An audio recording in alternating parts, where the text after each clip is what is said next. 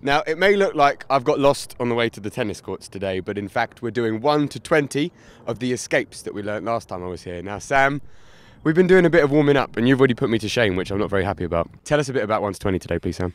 We saw 1 to 10 last time, so from 11 onwards, there's more jumping.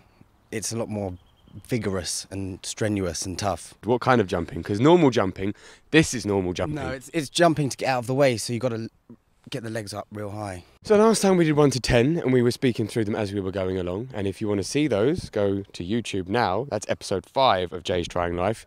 Talk us through what 11 to 20 looks like. Okay, so in the 10th move we end with the double knee jump, so you're landing in tree stance. 11 is a 180 turn and you fall into press up, and then we've got a handstand forward roll to tree stance, which is quite fun. So I think a lot of people, if they're going to try it, need to have someone with them. You don't want to bruise your head, that's not very good. So as soon as you land after that forward roll, you've then got 1 full turn double knee jump and you're landing in horse. There's no land, stop, shuffle and then gently sink down, you know, straight up, spin, down. Then you've got a 3/4 turn followed by 2 cartwheels and a round off. What's a cartwheel? A cartwheel, Jay.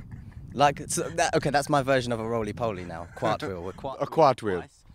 And then we've got a round off. A phrase has been coined. A phrase has been coined, yeah. The cartwheel. The cartwheel. And then we've got the round off. You're distracting me now. We've got the round off. Some people might call it an Arab spring. It's essentially a half turn springing off your hands to land in the opposite direction from where you were originally facing. You're falling into press up straight afterwards. Hop forward twice. Butterfly press up, which is springing from a press up position, and then you are essentially doing a star jump. You want to get off the floor and be flat. Hang on, you're putting your hands up pretty high there. I'm not planning on jumping that high. You're going to get off the floor. Okay, that's okay. It does sound like fun though, star jumps. I do like star jumps. And then what happens? And then after you land, it's arms swinging forward, left, right, arms swinging back, left, right, while you're still in press up position. And then you roll over and rest. Because we will need that rest. Yes, we will. Much needed rest.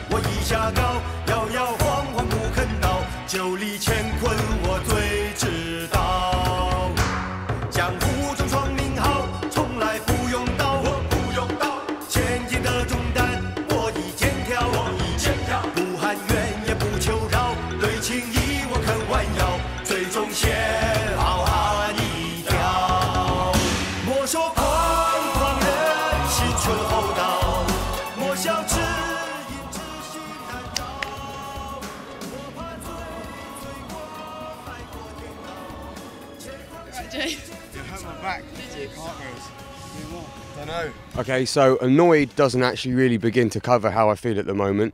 In that last set of escapes that we did, I really hurt my back, and like it hurts. Really, it's quite painful to have my neck this high up at the moment, and I feel very, very annoyed that first of all I feel like I'm going to lose days of training. That's the thing that annoys me most. What do I really need to be doing right about now? Well, it sounds like you pulled a muscle in between your shoulder blades. You need to stretch, make sure that chest expansion comes. You know, the back and the shoulders have got so much in there in terms of, you know, the sockets, the joints, all the ligaments and stuff. An upper body warm-up is really important before you start jumping. I mean, you know, your full body weight is landing in press-up. The only things that are on the floor are your hands and your feet. So all of this, to stop it from, you know, leaning forward and hitting the ground, that's, your muscles need to lock. And so sometimes if you're not warm enough, it can be a bit too much sometimes for your back muscles. You'll heal up quick though. You're in good shape. You'll heal up really quickly. Let's hope so. That's obviously one of the biggest concern for me at the moment is how quickly I'm going to get over this. It does feel like every time I breathe, it feels like it's catching. And I do, listening to what you just said, it's clear that I didn't warm up properly today, and it goes to show how important that is. Yeah. Well, I've learnt lessons today, lessons that I should have already known, that I did already know, but sometimes you need a bit of a shock to understand how seriously important certain things are. So next time I'm training, this will not be an issue anymore. I will make sure I'm warm for everything.